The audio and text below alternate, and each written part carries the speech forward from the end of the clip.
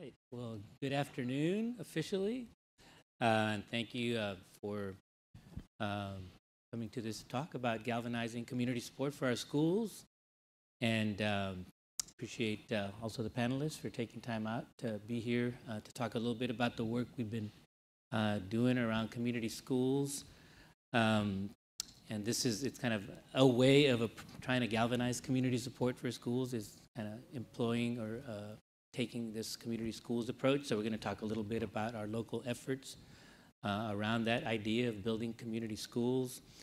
And so I think we do have a PowerPoint, and if I wanted to share a couple of just definitions, that the coalition has been using.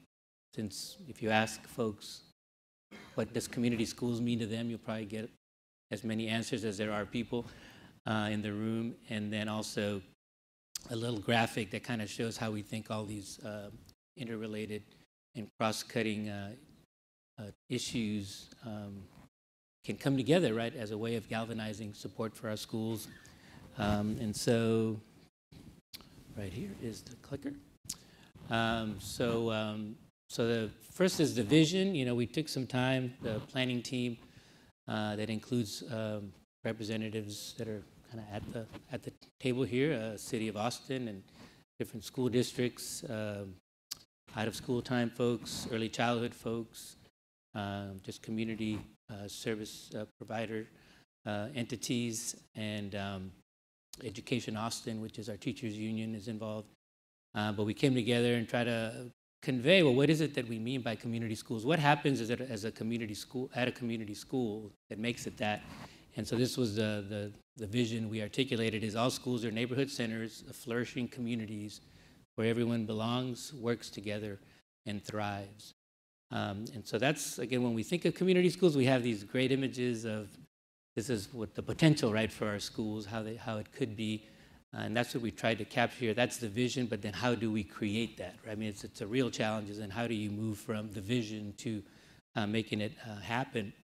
And so this is a graphic, and I do want to thank kind of AISD, and I know Katie, who's the community schools coordinator here, is also involved on the planning team, and this is a tool they use, and Austin Voices and the Austin Project, again, helped to develop this particular graphic that kind of explains how all these different pillars of support for schools intersect or connect. And you'll see at the very top, kind of what we're trying to get to is we have successful students, stable families, and strong schools. And that's kind of our vision for what we want the outcomes to be at our schools and in our neighborhoods. And then you have some pillars of support kind of that hold that up, that are required, that are found. And it's family community engagement, student academics and support, health and wellness, social services, and adult education. So those are the pillars, right, that kind of hold the structure together. But then you have these kind of foundational elements of kind of how do we identify what family and community engagement programs do we need? What student academics and support do we need? Sort of what health and wellness initiatives or programs do we need? Sort of what social services and adult education is needed? So that's where the shared vision and shared leadership kind of comes in, is you ask your staff, sort of, how are things going? How can we improve? How can we meet the needs for our students and families? And you ask your families the same questions, right? How are we doing? What are the needs? How can we help you? And that's where that foundational piece comes in. And then you see kind of tucked between the pillars and the outcomes there is the service coordination, which, we know schools have a collection of services, and then there's a set of community supports and services outside of schools, right? All of which can help support student and family success. And so that's one of the toughest pieces, in this graphic. And that's part of what the kind of things we want to do with a coalition is build the systems that allow us to connect, all these vital resources for our students and families. And then at the very bottom, you see that, our vision for community schools is that it's not just a high school thing or a middle school thing. It kind of goes across the spectrum there from elementary, early childhood, all the way to college and career. So I wanted to kind of share that as we kind of move forward. Different speakers will talk about different pieces of this. My name is Raul Alvarez. I'm with Community Advancement Network. And so we're a coalition of 25 entities, agencies, government, and nonprofit that come together to identify ways to coordinate efforts and to leverage resources. And so this is obviously one way we could work together to support schools, to support students, and that's kind of why CAN is involved in this effort, and I appreciate the opportunity to be part of the planning team and to help move this along. So the Greater Austin Community Schools Coalition sort of kind of grew out of one of the efforts that the mayor championed around education. And so I wanted to start with first our Mayor Adler. I guess maybe before we go there, maybe I'll introduce our panel, right? So on the far right, we'll see Dr. Kelly Crook, who is the superintendent of Del Valle ISD. Thank you for being here. Thank you. And she's also the CAN board chair, so thank you for doing that as well, this year. Mayor Adler, of course, thank you for being here and for your leadership on this particular effort. And Allison Ivey, who's the executive director of Learn All the Time. And they look at out-of-school time and expanded learning and just trying to coordinate around that important part of the puzzle here that we'll get to talk about a little bit. So, but really, Mayor, as someone who works kind of on the city side or municipal side, you're not a school official per se, but you clearly found that this was something that you could get behind and support. So I didn't know if you could talk a little bit about how you arrived at this place where you could embrace the concept of community schools. Is it something you observed in other communities? Is it something that just kind of makes sense to you? If you could just speak a little bit to that in terms of how did we come to have this coalition that's trying to do this work? Sure, absolutely. And thanks for the invitation to be able to participate today and to be able to be on the panel with some of my community heroes. And Roy, you know well the intersection of city governance and leadership and education. It's interesting, when I was running for mayor 4 years ago, I would get asked a lot of questions and be involved in a lot of conversations about education and about our schools, because it's so central to our lives as a community. People know that education is the way to build ladders for children and for families. Everybody, I think, understands that the economic well-being of a city is dependent on having opportunity available to everyone that lives in this city, and the primary driver of that is education. So when I would go around, people wanted to talk about education and our schools. It is an absolutely insufficient answer for a mayor or a city council person to look at that person and say, that's not our job. We have independent school districts that are in charge of education.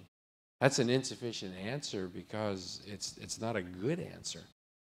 Anything that has that much of an impact on the quality of life and on the survival, the equitable survival of a city, has to be part of what the city also gets involved in. So the question wasn't whether or not that was something that the city should be focused in. The question was really, in what ways can the city's involvement contribute the most and be the most constructive? And I think that's where the conversation started. What can the city do to be part of the community's effort with respect to education? And there are a lot of things that the city can be doing to help, even though we have an independent school district. And in fact, in the city, we have 7 independent school districts. What can we do to help support all of them and the community? The city's involvement first is, we have resources that we bring to bear that we use to help support families as best we can. Not only the city, but the county does that, and not only the city and the county, but different organizations doing lots of things to help support school districts. And nobody really understood really well what everybody else was doing. And there was the belief that if we all got together, we could at least be more efficient. We would know what other people were doing. When you have the school, you have a facility that not only the children come to, but the parents come to, because they're bringing kids and dropping off kids. So you have family centers all throughout the city. So the city that's helping to support social service programs and health and human service programs in terms of delivering those programs. You know, in some respects, there's not a better place to do it than in and around the schools. So there's that connection. We also have facilities that the city uses a good part of the day, but not all of the day, which are available spaces for schools. We have land where we can put to community uses or to affordable housing uses. The schools have, and many of them have land that they could put to the kinds of affordable housing functions that the city can support. And when you look at education as a continuum, you know, early education sometimes happens outside of the school districts. The after-school programs are not necessarily an independent school district function, but a community function. The workforce development and the training that happens in the city. So the city is already both feet in. So one thing that the mayor's office can do in a city is convene and to pull people together. And that's what we tried to do with the Community Schools Initiative, was just to try to gather everybody in the same room, gather the people that really know what could happen. Now, there's not a lot of power in the mayor's office. We have the power of being able to use the bully pulpit and to go around and talk to the community, and the power to convene. If I call people on the phone now, usually people will call me back. And it's using that tool in this way to pull the experts and the people that know together to say, what is the most we could do in the most efficient and effective way to help our kids and our community. Great. Well, thank you for taking that leadership role, and I think that it's got great potential for addressing community need, right? Especially where you see concentrations of need. I think that's one thing that we've talked about a lot with CAN Board is through our conversations on bridging the economic divide is what are our partners doing to tailor their services, right, based on what we see happening in terms of demographics. You know, there's some movement happening because of the economics of our community, and I really think because schools are going to be there, they're institutions that are in our neighborhoods and communities. They kind of serve as a way of connecting with those families, almost no matter where they are. But you know, the one thing, you know, I wish we could have our whole kind of planning team here, but you know, AISD is kind of a great partner in that. But they have 100 schools, and you know, in terms of the community schools kind of a model or effort, it's you might want to look at, well, how do we focus our efforts, right? Because you have 100 schools, different needs in different schools, and this can be a tool for addressing needs, right? Depending on the needs of a school or a particular community. You know, Del Valle and Dr. Crook, I want to thank you for being here. Is a little different. It's, you know, a little outside of the city, so it's not quite an urban school district. I mean, it is an urban school district, but it's not 100 schools, right? How many schools do you have, Dr. Crook? 15. 15 schools. So, but I think that is the longest I have been without speaking, I think, in my entire life. Thank you. Well, my question is because of, you know, Del Valle and sort of it's where it is, you know, basically almost all your schools are high-need schools, right? So you don't necessarily get to pick and choose, right? Which ones are we going to support? And I know this kind of community schools probably means something a little different to you, right, in Del Valle than it might kind of in a larger school district. So I didn't know if you could talk a little bit about how this is helpful, and then sort of where you see kind of the strengths for you as a district and some areas where we as a coalition maybe could create some support for you.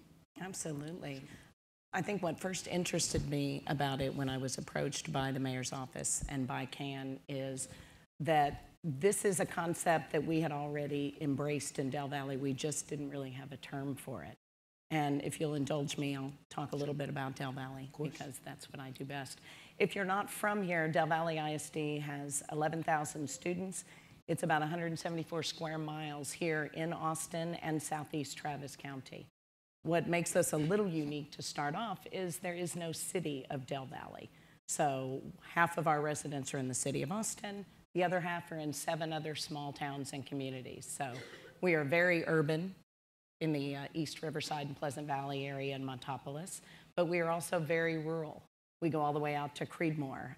We have neighborhoods that many of them just got running water about 7 years ago. So it's a very diverse district when it comes to that. 15 campuses that we serve our students. We are 85% Latinx. We are about 9–10% African American and maybe 4% white.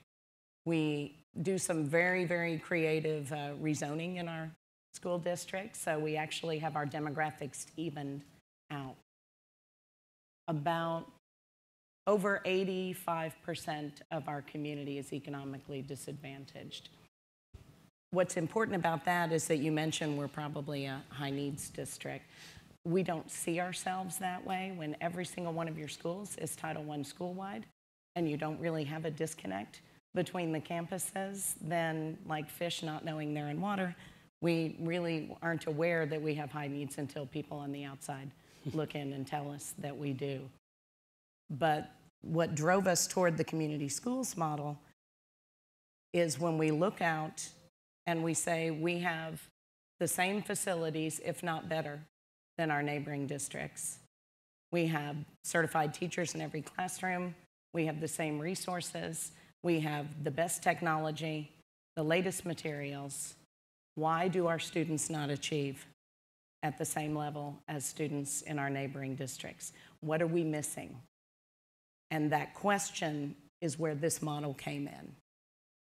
Is it access to health services? Yes. We are outside the city. We don't have any hospitals or health clinics located in there for the past 20 years. Something very recently we've started addressing. We don't have access to healthy food for our communities. We're known as a food desert in some areas of Del Valle. So these are the kinds of things that if those supports were there, then would our children achieve to the same level? We think the answer is yes. So as a school district, we've had to take on more of a city or county government role. I get more phone calls about traffic lights than I do about school issues sometimes because they don't know who else to contact. So being able to partner with the mayor of Austin, with Travis County commissioners is absolutely critical for a school district that has high needs. We have high aspirations rather than high needs, but a school district that needs those outside supports in order to raise their children's achievement up. Great. Well, thank you for sharing that, your unique perspective on this and the great work you do in Del Valle. And Allison here, who works with Learn All the Time and looks at expanded learning, out of school time opportunities. And I would argue that, you know, probably the folks that are part of your network can probably help with almost all of the pillars that we see in the model in terms of student academics and support, health and wellness, social services, and adult education, or just opportunities for students and families. And so what role do you see out of school time playing when it comes to kind of this, you know, the goals that we've kind of articulated here, the vision for kind of building successful students, stable families, and strong schools, and kind of how does being able to connect in this way, right, with the Community Schools Coalition kind of help you along that path of being able to support students and families? Well, thanks so much for this panel. But I think the first step is what we're doing right here is that it takes the community partners really coming together and having the city, school districts, CAN, and other community partners having those conversations and really talking about the real needs and not skirting around them. Let's just come together and find out what is it that we're really trying to do. And I think the model, the benefit of the model is that it really gives you that structure or framework of that common goal, what we're working toward, and how can we really align together to get there. And I think the role that expanded learning or after school or summer learning plays, if you think about those ultimate outcomes of successful students and stable families, I mean, certainly for successful students, the research is very, very clear around expanded learning. There was a study by Harvard that said the single greatest indicator of academic success for students is an additional 300 hours of learning annually. So this is the exciting thing for me, is that if we have schools and community schools that are providing these opportunities for expanded learning for kids, we know that that gets positive results. So I think a lot of times it feels like these problems are so large, and how are we going to accomplish them? Like, how can we do it? The school's doing everything they can, and we just know that there's just challenges that the school alone, even if they do an amazing job, it just takes more. It takes that community. And by providing things that we know work will lead to those successful students. And in terms of families, parents, if they have a safe place for their kid to go after school so they can stay at work, and in terms of the community, 70% of juvenile crime happens between 3 and 7. So for a community, it creates stability, and that there's a great place where kids are learning and developing their skills. Parents are able to stay in the workforce, and there's been a lot of studies, and they show that parents that don't have these programs miss 8 additional days of work per year because they don't have a place for their kids. So we can help the students, we can allow families to have that stability and be in the workforce, and then the community safety, because we're having a positive place where kids and families are coming together. So out of school time, like you said, it really hits so many of those pillars in this. But it's just a critical thing. I mean, like I said, schools do a great job, but it's just hard to do everything that we need to do to support in that limited time. And as Mayor Adler said, the school is just a very logical place for that to come together, because everyone goes to a school, and we're familiar with a school, and it can create that coordinating point that can bring all this together. Great. Well, thank you. I mean, I know that that's, again, different schools have different levels of support in terms of expanded learning, out of school time. So I think that's an arena where obviously leveraging resources, can really help, but also trying to get a handle on sort of what does the school need, or what do the kids want to be involved in, or what do the families would like to see for their children. And so that's where I think the shared vision and leadership and involving community kind of comes in. But and I think we'll talk a little bit about that in a sec, but I wanted to kind of talk a little about the service coordination aspect of it, because it's on our graphic here as important across all the pillars. But that's probably the one that's probably the easiest said than done kind of piece. And so I guess if I could speak to kind of Mayor Adler and Dr. Crook about this particular question, is just kind of how helpful would it be to have better coordination with government, right? Intergovernmental cooperation around sort of schools and education, and then also with the private sector. Are those arenas where you think there would be a benefit, right, in terms of moving forward, right, with the community schools approach, but being able to connect in terms of government, cross collaboration there, and also public and private collaboration. So we'll start with How Dr. helpful Crook. would that be? That would be awesome. The first issue, obviously, the fiscal issue is the first one we think about. Schools don't have enough money. Cities don't have enough money. Private sector probably doesn't have enough money. I don't think anybody has enough money. Duplicating services is not efficient. And so the first thing we have to look at is, what can we leverage together that right now we're doing apart? It's difficult. As the mayor mentioned, there are actually 7 school districts within the city of Austin, and we duplicate a lot of services. And part of that is because the model was set up as independent school districts. That worked fine in a very rural time for our state, but it doesn't really work anymore, where we're partnering up and crossing district boundaries, and we have charter schools and we have private schools. We have so many different entities now that the competition model, in my mind, doesn't really work. But the other issue with service coordination for us is staffing. Our teachers and staff are at schools. Our buses roll at 5 o'clock in the morning and often do not get back until close to midnight, depending on where the kids are coming back from. That is a long day with a very limited number of staff people.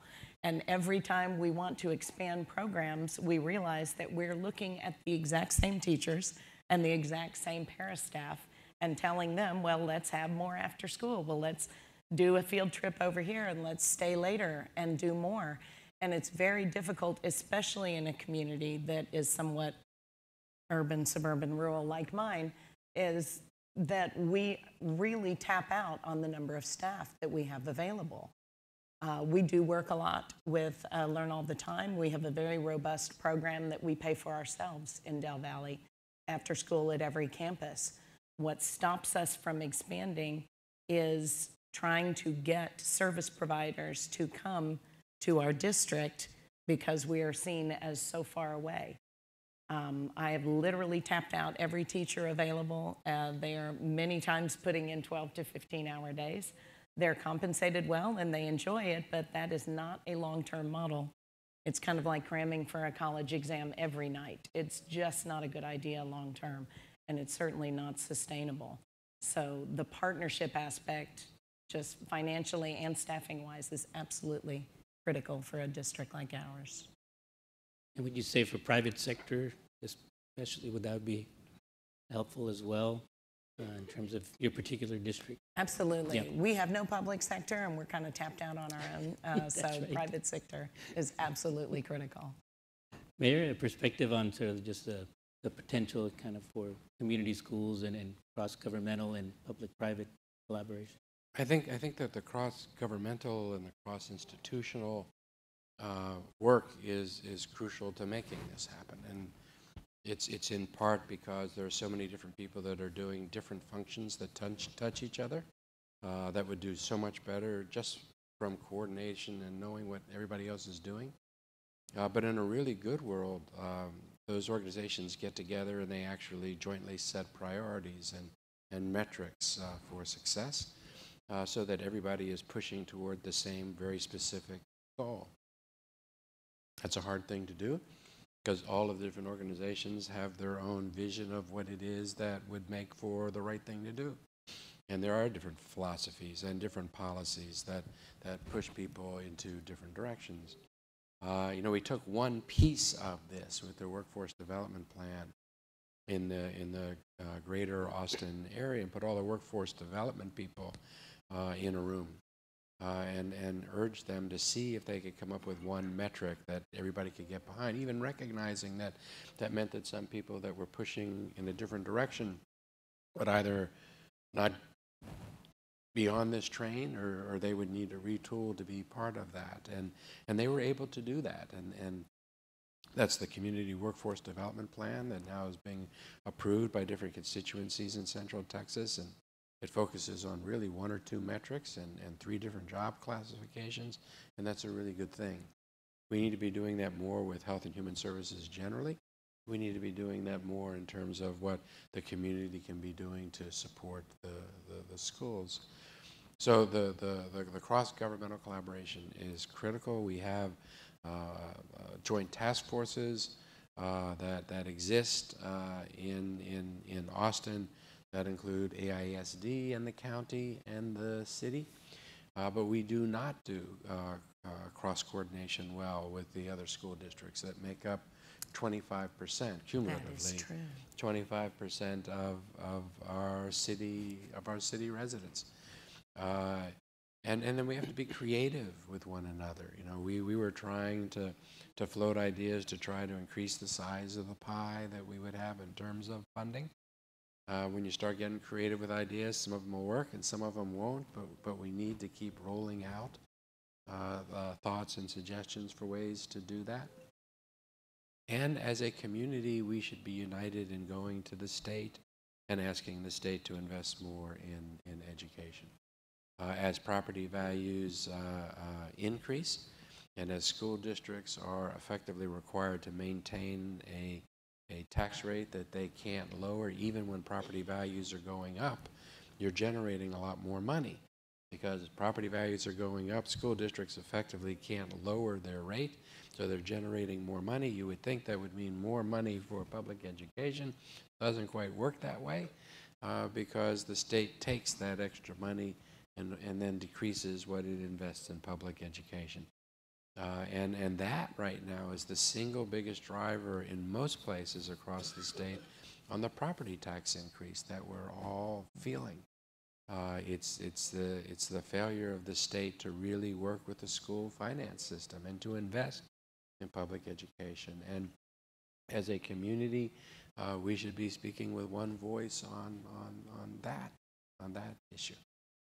The more stuff we would do together, the better it would be. It is not always easy to do because everybody has their job and not enough money and not enough time and not enough people. But every time that we have done the cross-collaboration effort, it has paid dividends. Yeah, I think it's again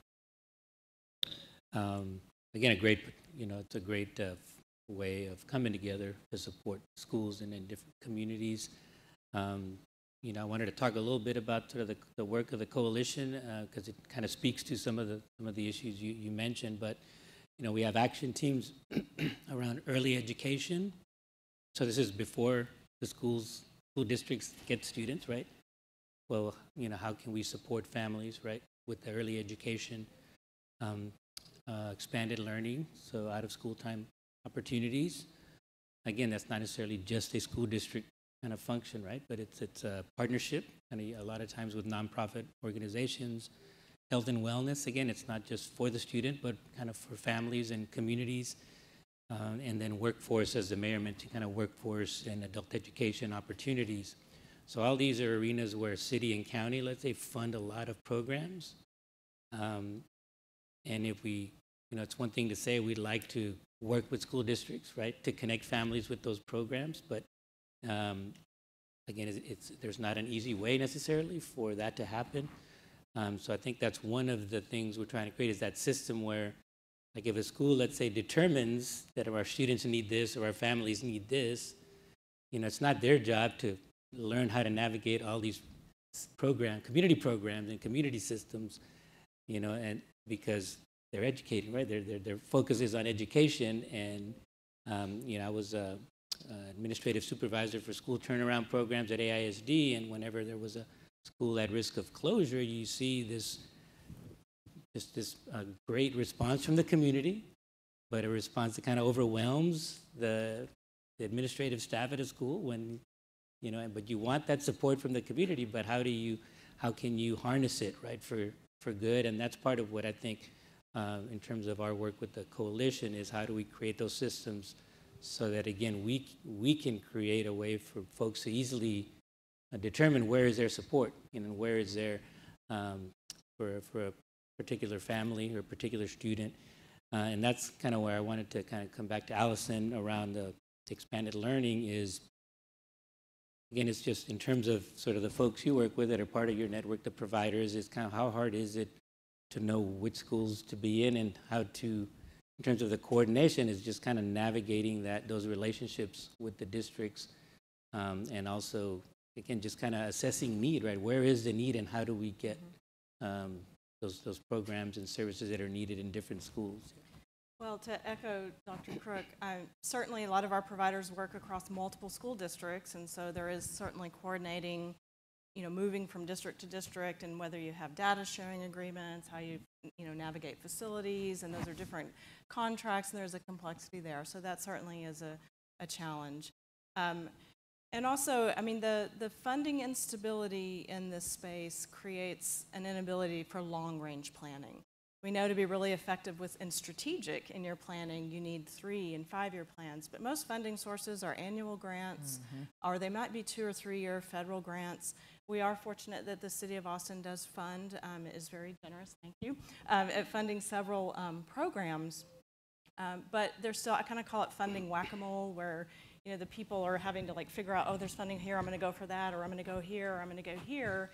And so it's really hard to be strategic in your planning and think long-term when you're just chasing these funding sources. And the different grants have different requirements, so it can kind of pull you in different ways.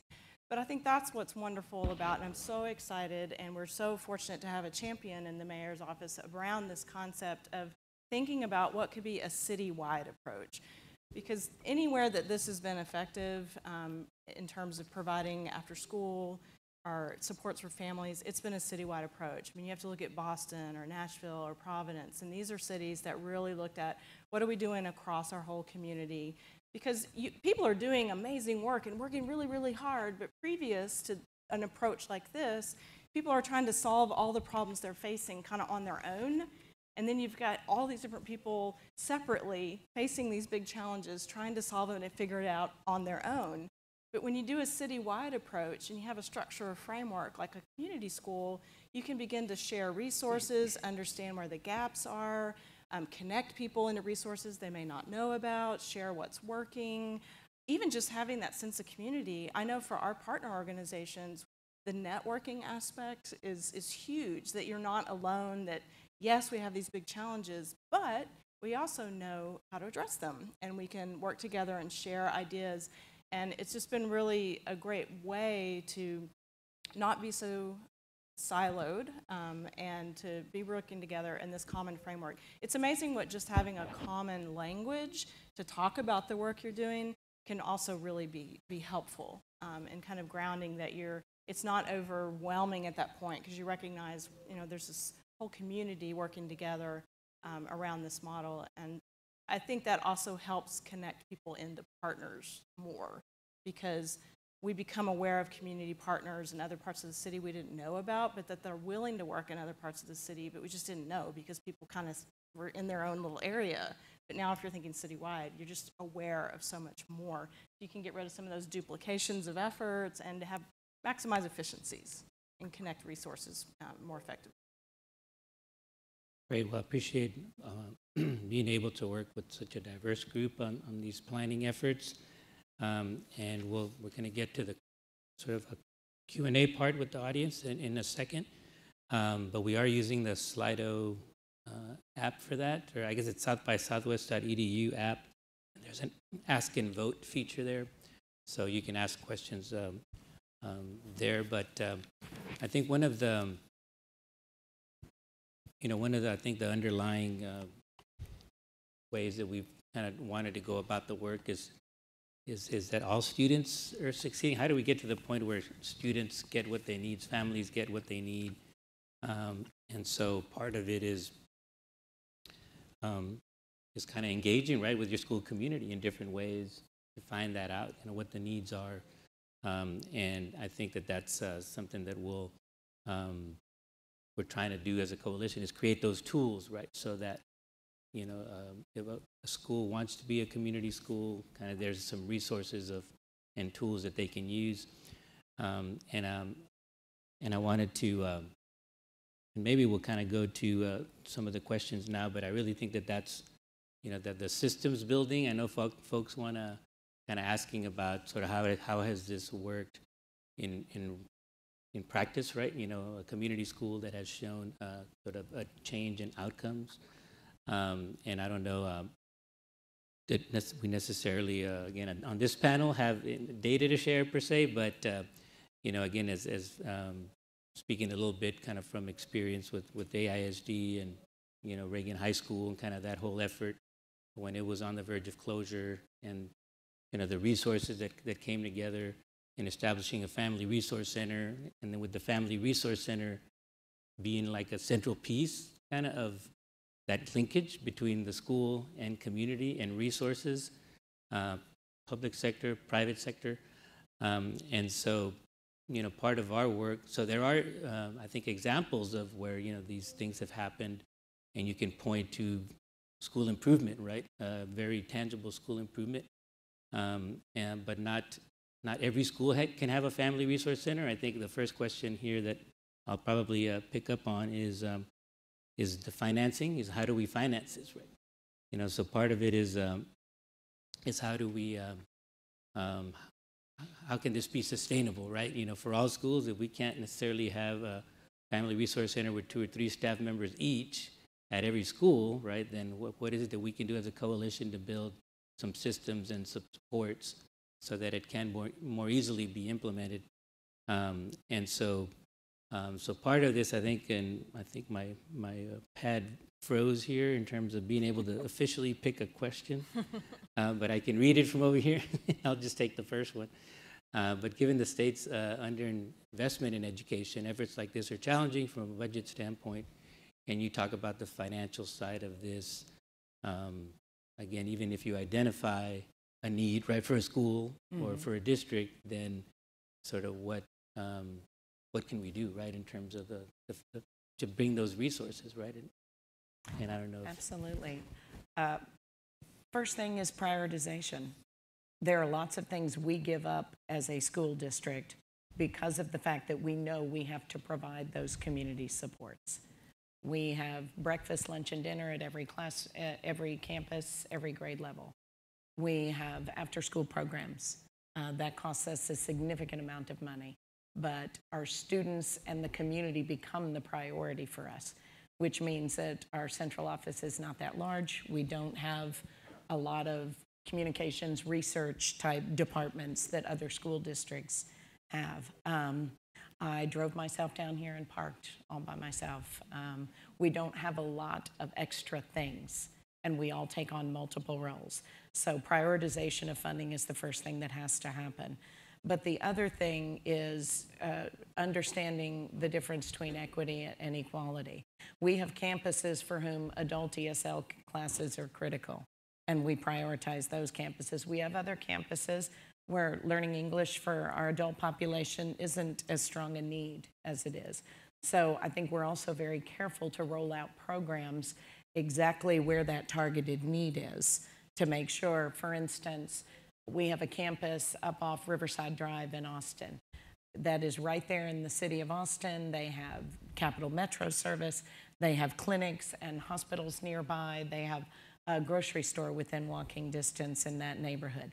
Completely different than the opposite side of the district that has no public transportation, no health clinics, and no grocery stores. So as with any initiative, if you think of when a school or a city goes out for a bond issue and they try hard to give everybody a little piece, a little something, so that you can draw voters from every area. It's not efficient. It may get your bond passed, but it's not the right way to look at using your resources efficiently. So that's the type of thing that we need to make sure we don't do. We don't give something to every campus if that's not what they need. We need to make sure we're targeting that. And the other thing is making sure that we're using our facilities efficiently. We have one high school with 11,000 students, which is unusual. It's a really, really large high school. But because of saving on that economies of scale, we're able to provide more programs we wouldn't be able to do if we had 2 or 3 high schools at this stage in our development.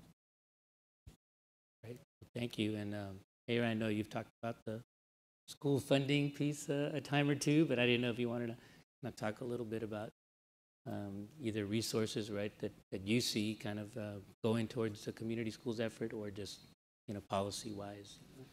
Well, I think that, you know, Dr. Crook's statement that the first thing you need to make sure is that you're spending the resources that you do get as efficiently as possible, to make sure that the taxpayers are getting the full value, and that you're leveraging the funding that you have as best as you possibly can.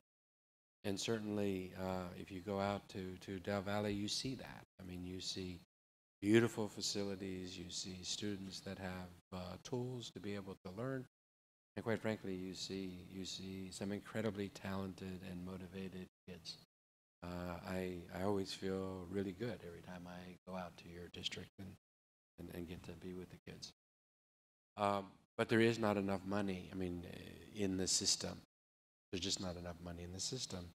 And it's frustrating to me when I look at a political debate that's shaping up for the next legislative session, where the tax relief and the financial considerations seem to be centering around whether or not we cap city and county spending at a 2.5% increase.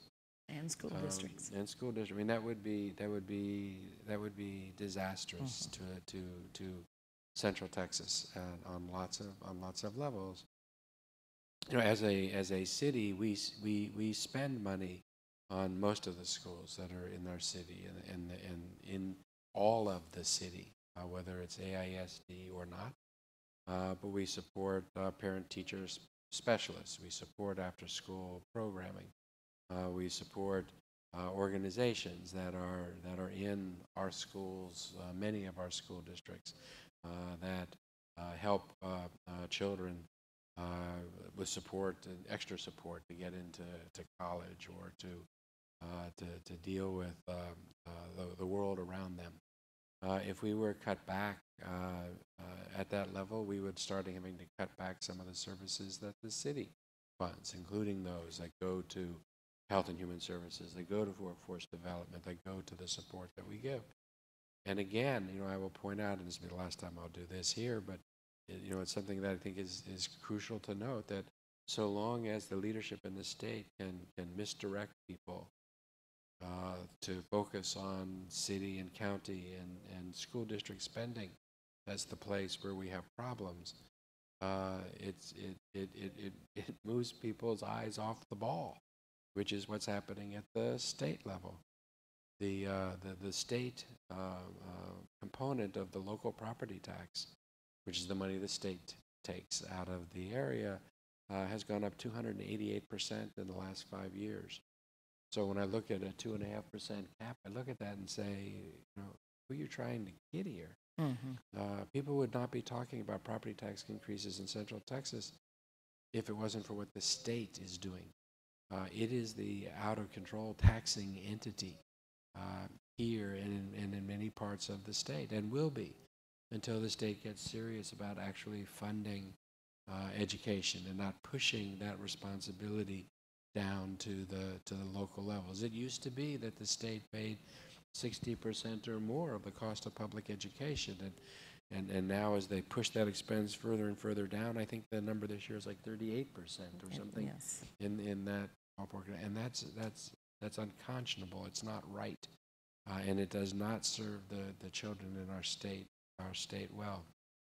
That said, you take the money that you have, you spend it as efficiently as you can, and as a community, we have to start finding greater cross-governmental opportunities. We have to start looking at our schools as a place where we can deliver health and human services and parent support, family support. We need to look at rec centers as opportunities for after-school programs and for summer internships for kids so that they stay engaged year-round. This is not an area where somebody's responsibility stops with either their employees or their charges or their facilities. We have to be doing a lot more sharing and cross-utilization so that we're getting the most out of the resources that we do have. And I worry sometimes that the more we do come together and the more we help each other out and the more we partner up, that we're somehow sending a message that everything's okay. Right. And that we don't have as large of a problem coming down from the state as we do. I have my own board members ask me all the time, is this sustainable? No matter what we're doing? Well, of course it isn't. Absolutely nothing is sustainable under this current financing system from the state. We are all heading toward the cliff. It's just a matter of who's going to get there first and whether they're important enough after they go over to put a stop to things. But I have children in schools right now. I have kindergartners coming in. I have seniors who are going to graduate. We can't sit on our hands and wait until things become sustainable. So we always have to send the message, while it may look like things are fine because we are pulling together and we are addressing these needs, things are not fine. And until we come together on the same side and put education of all of our children first, they're not going to change and they're not going to be sustainable. It's just a game of how many years we have left. Well, and with the state thing, I mean, one of the things I look at is we know out-of-school time helps kids to make better choices. They tend to not get into criminal activity and problems. And so I really got curious what, at a state level, we're really paying per student per day in juvenile justice. And it's about $440 per day. But high-quality after-school programs for a day is about $30 to $40. So you think about, there's some money there if we really look at it. But the problem is, you have to think of a long game. It's not going to be something that's immediate. And so it is a long-term strategy to look at this return on investment. For that one kid that's spending that day in the juvenile justice, we could have given 10 kids after-school program, which we know in the long term would diminish the number of kids in the system. So there are some pots of money and things, but it's going to take somebody with some political will to really look at, where are we dumping all this money, and is that really the best return on our investment? Are we being proactive? are we just kind of reacting to things and spending more money? So there are things, but I agree, the state does have a huge role. But the free thing you can do is just know, like at each school, just know what, you know, nonprofits, what community agencies are there. Make sure the front office staff knows that, so when parents come in, at the very least, you're connecting them to groups that they may not know exist. So that doesn't cost any money, to just know who the community partners in your vicinity are, and have the front office staff be mindful of that and giving out that information, because that connection can make a difference in that family. And then that family will talk to other families, and that doesn't cost money to do that. Yeah, and I think an exciting aspect of the sort of the financial piece in terms of this question is, you know, again, it is engaging or assessing sort of what families need in your community or in your school is very important. And we're kind of part of what we're doing. I know that there's a, how many schools do you want to help, or have you helped, and what are the outcomes, are some of the questions. But we've kind of been working for about a year to kind of come up with a model for kind of how can we move forward and have the impact that we want for families and students. But part of it is kind of asking the school community, right, which includes folks who work at the school and the community and the families, is what do you need or what would you like to see, but not in just very generic terms. How can we help you? Because it's kind of a hard question for anyone to answer. But if you ask, what can we help you to, what can we do to help you with early childhood education, right? Do you have young kids? Kind of how can we support you with that? In terms of out of school time, you know, what are the needs or what are your desires for you or for your children? In terms of workforce opportunities or career readiness, you know, the mayor talked about mentoring and internship opportunities. So it's kind of finding out what the school needs or the school community would like to see happen at that school, and then kind of go into the, not just the government partners, but the private sector, and saying, look, we have a vision for our school. You know, it's a community school, and these are the things that we need, that because of the lack of public funding, we can't get done. And it's also a way, I think, galvanizing that private sector to come in and support and fill in those gaps and support things that they probably already support, like early childhood education and out of school time and career readiness kind of programs. So I think that that's another, I think, way of trying to get resources for schools, is being able to articulate. You know, we've surveyed our staff and we've surveyed students, and it looks like, you know, this is what would be helpful to us, you know, moving forward.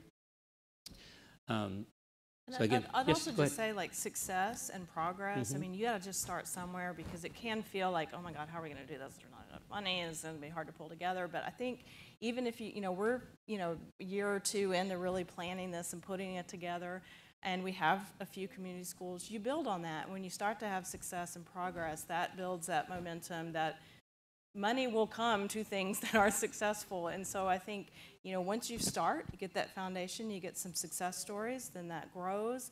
And then that opens up possibilities, I think, for when you're looking at more national grants and things, where you can start to think a little bit bigger, so just kind of go around the state maybe at that point. But progress and success will bring positive attention and momentum to what you're doing. But I think the key was you just start, you know, bring everybody together, get this collective vision, and let's just start doing it. And the success has been coming the places that it's starting, and it's going to grow, because we are starting to feel this kind of citywide, you know, kind of consensus around this belief in community schools are what we need. They're effective, they work. And a lot of it is just creating those tools, right, for schools to be able to, again, if this is kind of what is the definition of a community school, and different, there is a National Community Schools Coalition with a lot of resources, but, you know, how do I get from where I am, you know, how do I assess where I am, and how do I kind of build on my strengths and address areas of weakness to kind of become a more high-functioning kind of community school. And then, but you need tools to do that. It's, you know, you can't just say, I want to be this, and then it happens, right? It's, so that's part of the goal of the group, is to create those tools and those opportunities to dialogue, so that we know what the needs are, and we can help go out and try to secure some of those needs that we have in our schools and for different districts in different parts of our community, and so that we can learn from each other. And I think we do have a few more minutes. It was the last call if you want to coffee or something. But I think, you know, I just see there's a kind of the role of higher education in your model, and I think that the mayor alluded to it a little bit in terms of the workforce piece. But I think that's an example where, you know, there's a community workforce plan that was developed for Travis County, and it identified 3 kind of areas where we need more training and where there's a lot of work opportunities, right? So it's technology, it's health sciences, and skilled trades.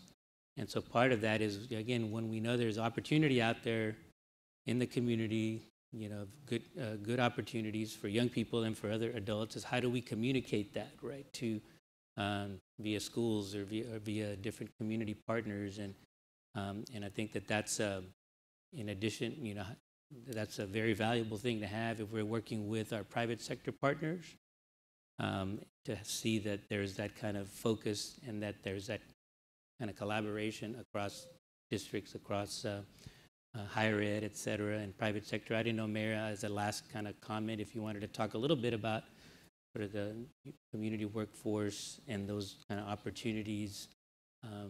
Well, community schools is the effort to get everybody in the community that touches on the people that live here and bring them together. And certainly the institutions of higher education are part of the community, so they need to be there like everyone else does. Certainly the community colleges play a really big role in the community schools on lots of different levels. There are the programs like they have at Del Valle, where students are able to get college credit while they're still in high school, which tracks people and gets them started on their way. You know, the goal that we set in the community plan was to move 30,000 people into new opportunities that were not otherwise available and weren't necessarily requiring a 4-year degree, but a certification or a 2-year degree, and to move 10,000 people out of poverty into those kinds of middle-skilled jobs. And certainly there's a place for that as people are graduating from high school, either career ready or college ready, or both. So it's a really important entity to have at the table. A lot of what the interaction concerns awareness.